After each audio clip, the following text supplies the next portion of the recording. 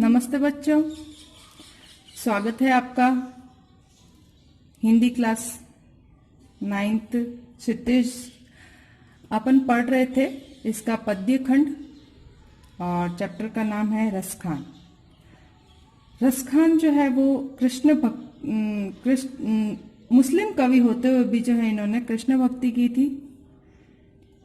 और रसखान जो है इनके उपाधि है इनके नाम के आगे। वैसे इनका मूल नाम जो है सैयद इब्राहिम था, लेकिन इनके सवैयों और इनके जो काव्यांश को देख करके इनको जो है रसखान इनको उपाधि में मिला हुआ है, उपाधि मिली हुई है। ठीक है बच्चों, तो रसखान जी जो है वो हर समय श्री कृष्ण की वस्तुओं से इतना सानिध्य चाहते थे कि उस पे जो है वो बड़ी से बड़ी वस्तु को न्यौछावर करने को भी तैयार थे। ठीक है, तो आज पढ़ते हैं अपना दूसरा काव्यांश, दूसरा सवैया। देखिए इसमें क्या है। या का अर्थ है उस लकुटी का अर्थ है लकड़ी। अरु का अर्थ है और,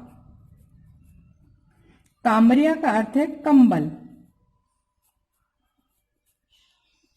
ठीक है, पर राज मतलब राज्य। तीहु तीनों। पुर का अर्थ पुर। को तजी मतलब त्यागना। दारू मतलब डालना। यहाँ पे कवि रसखान जो है वो कह रहे हैं कि मेरे को श्री कृष्ण की लकड़ी, जब वो गाय चराने जाते थे तब हाथ में उनके लकड़ी होती थी, वो लकड़ी और जो कंधे पर डाली हुई उनकी कंबल होती थी, अगर वो मिल जाए तो मैं जो है वो तीहुपुर, 3 लोक होते हैं ना, 3 पुर होते हैं, आकाश पाताल और पृथ्वी। आकाश पाताल और पृथ्वी, उन तीनों का राज जो है वो त्यागने के लिए, छोड़ने के लिए तैयार हूं, अगर मुझे श्री कृष्ण की लकड़ी और कंबल मिल जाए तो। ठीक है, आगे आठों का अर्थ है 8 सिद्धि। 9 का अर्थ है 9 निधि। ये 8 सिद्धियां और 9 निधियों का जो सुख है वो संसार में सबसे बड़ा सुख माना गया है।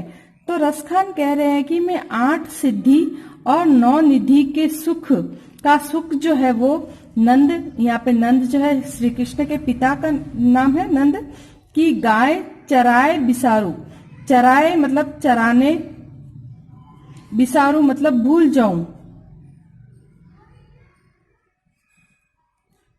अब यहाँ पे रसखान कह रहे हैं कि अगर मुझे नंद की गाय चराने का मौका मिले तो उसके बदले में मैं 8 सिद्धि और 9 निधियों का सुख त्यागने को तैयार हूं, अगर मुझे नंद की गाय चराने का मौका मिले। ठीक है, आगे वाली लाइन। रसखान जी कहते हैं रसखान कबू इन अखियन सो, ब्रज के बन बाग तड़ाग निहारो। रसखान कहते हैं कि कभी इन अखियन मीन्स आंखों, ब्रज के बन बाग का अर्थ बाग, तड़ाग का अर्थ तालाब। यहाँ पे कह रहे हैं अगर मुझे ब्रज के वन, बाग और तालाब देखने को मिल जाए तो मुझे इन जन्म में जो ये आंखें प्राप्त हुई है उन आंखों की सार्थकता समझूंगा। मतलब इन आंखों का मुझे इस जन्म में मिलना वो पूर्ण हो जाएगा अगर मुझे ब्रज के वन, बाग और तालाब देखने को मिले। ठीक है, कोटिक मतलब करोड़ों। एक कल धोत मीन्स सोने और चांदी। के धाम, धाम मतलब महल, करिल काटो के कुंजन मतलब वन, ऊपर वारो, वारो मतलब न्यौछावर करना, न्यौछावर करना। यहां पे रसखान कहते हैं कि अगर मुझे जो है ब्रज के कांटों वाले जंगल देखने को मिले तो मैं सोने चांदी के करोड़ों महल त्यागने को तैयार हूं। वापस सुनो, करोड़ों करोड़ों सोने चांदी के महल मैं जो है ब्रज के कांटों वाले जंगल, कांटों से भरे जंगल के ऊपर न्यौछावर करता हूं, मतलब उनसे ज्यादा जो है उनको महत्व देते हैं, कांटों वाले जंगल को। ठीक है बच्चों। तीसरे सवैये में गोपी का श्री कृष्ण के प्रति, कृष्ण के रूप सौंदर्य के प्रति गोपी की उस मुग्धता का चित्रण है जिसमें वे स्वयं कृष्ण का रूप धारण कर लेना चाहती है। इसमें गोपी जो है वो श्री कृष्ण के प्रति बहुत ही मुग्ध है, तो स्वयं ही श्री कृष्ण का रूप धारण कर लेती है। देखते हैं कैसे। मोर पंख सिर ऊपर राखियो, मोर पंख, जैसा कि श्री कृष्ण अपने मुकुट में मोर पंख का मुकुट पहनते हैं, वैसे ही मैं भी मोर पंख सिर ऊपर राखियो मतलब रखूंगी। गुंज की माल गरे पहनोगी, पहरोगी, गले, गरे मीन्स गले, पहरोगी मीन्स पहनूंगी। जैसा श्री कृष्ण जो है मोर पंख अपने सर के ऊपर धारण करते हैं, वैसे ही मैं भी अपने सर के ऊपर मोर का मुकुट धारण करूंगी और अपने गले में जो है वो गुंज की माला पहनूंगी। ओढ़ पीताम्बर ले लकुटी, बन गोधन ग्वारिन संग फिरोगी। और जैसा श्री कृष्ण जो है पीले वस्त्र धारण करते हैं, वैसे ही पीताम्बर पीले वस्त्र, पीले वस्त्र ओढ़कर, ओढ़ना, ओढ़ी मीन्स ओढ़ना या पहनना। ले लकुटी, ले लकुटी मीन्स लकड़ी, बन वन, गोधन, गोधन का अर्थ है गाय, गायों, ग्वारिन ग्वाले, संग साथ, फिरोगी मीन्स फिरूंगी या घूमूंगी, फिरूंगी। और गोपी जो है वो कह रही है कि पीताम्बर ओढ़ के हाथ में लकड़ी लेके मैं वन वन गायों को चराने हेतु ग्वालों के संग में फिरूंगी। भाव तो वो ही मेरो रसखानी, सो तेरे कहे सब स्वांग धरूंगी।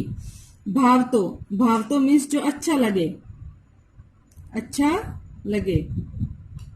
वो ही मेरो रसखानी, वही, वो ही का मतलब वही, मेरो मैं, रसखानी, रसखान जी, रसखान ये कहते हैं कि सो तेरे कहे सब स्वांग धरूंगी।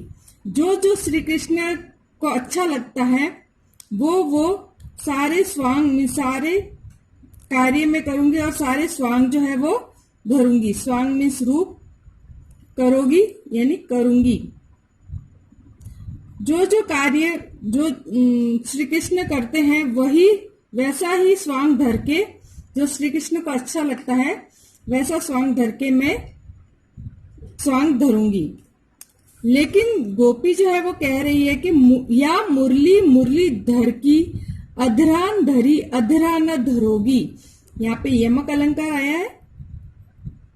गोपी कह रही है कि लेकिन जो श्री मुरली, मुरली, मुरली, मुरली का मुरलीधर कृष्ण, जो श्री कृष्ण अपने होठों पे मुरली धारण करके रखते हैं। अधरा मीन्स होठ, धरी मीन्स धारण करना, अधरा होठों पर, न धरोगी नहीं धरूंगी या नहीं रखूंगी।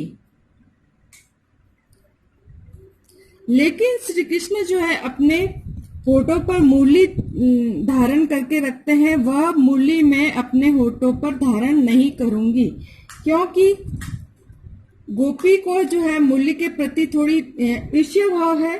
वह ये सोचती है कि श्री कृष्ण से वियोग का कारण जो है वह ये मुरली ही है, इसलिए वह कहती है कि जो श्री कृष्ण मुरली अपने होठों पे धारण करके रखते हैं वह मैं धारण नहीं करूंगी, बाकी सारा स्वांग जो है वो मैं रचूंगी कृष्ण के अनुसार ही, जैसा श्री कृष्ण करते हैं वैसा ही मैं सारा जो है स्वांग धारण करूंगी, लेकिन मुरली को अपने होठों पे धारण नहीं करूंगी। ठीक है बच्चों, आज के लिए इतना ही, चलते हैं आगे कल।